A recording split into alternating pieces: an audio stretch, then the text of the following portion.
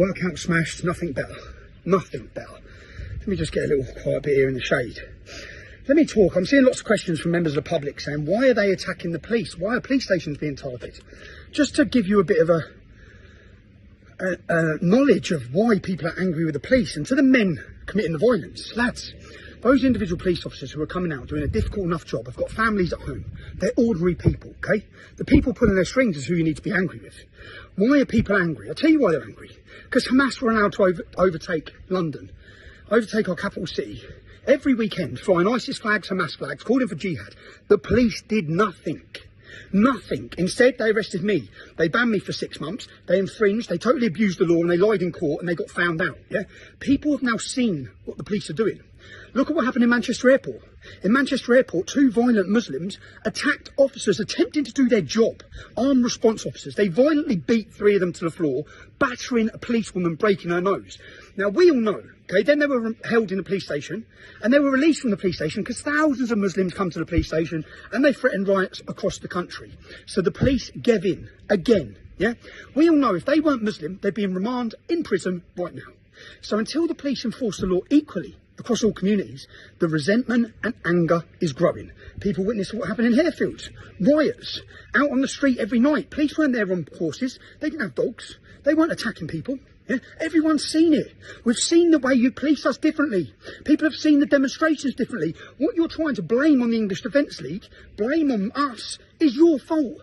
You've caused this resentment, treating communities totally differently, coming down on a ton of bricks on certain communities and allowing others to rape and pillage their way through this nation.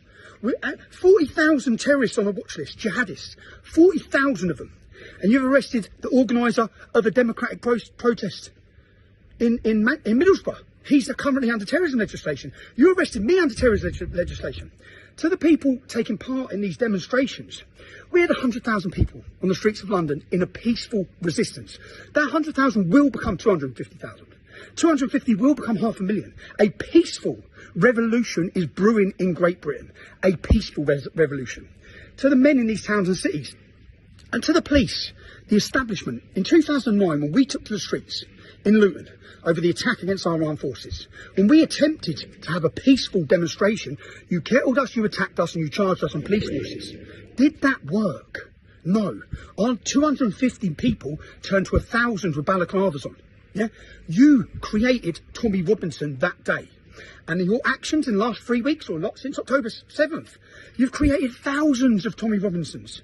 You won't crush people like this. Okay, people, and to the lads taken to the streets in the towns and cities today, these young boys need leadership. Take their balaclavas off, take their masks off. They're going to get years in prison. Okay, it's not helping the cause. Do you know what we need right now in Britain? What we're going to need, what your grandkids are going to look at what's happening now, and that you want to ask, was it a mob of coked up, drunk Englishmen, or was it a resistance of dedicated, fit, healthy, ready British resistance? Because that's what's needed. Lads, you need to get in the gym. I don't want to sound like I'm preaching, but we need to be ready for what's coming, okay? Look, what we've witnessed since October 7th is like the trailer to a movie. The movie ain't even started yet. You see the rapes, you see all these migrant hotels, they're not slowing them down, they're speeding them up. They're flooding our country, yeah? We either win this battle, where we don't become minorities and don't see every town and city in this country taken over by hostile jihadists, rapists, criminals. Yeah? That's one outcome. Or we win. Through peaceful resistance, we cause a revolution in this country and the public are ready for it.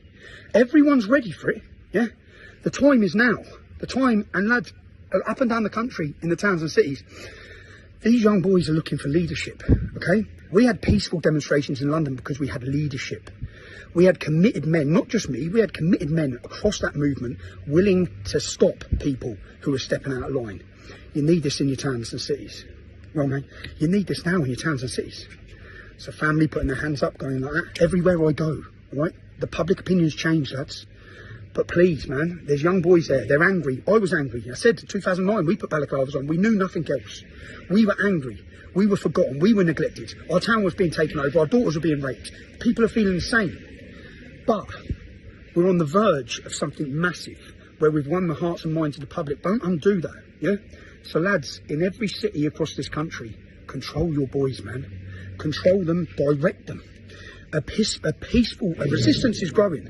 But to the people asking questions of why this is happening is because of a two-tier policing system which has attacked English people and a government who has declared war on them, who has not sat there. You know, after every riot, George Floyd, a criminal, gets killed, and our leaders, the capital burns, cities burn, people are attacked, 30 deaths in America. All this happens. What do the leaders say of our political groups? They come out and say, we understand your anger.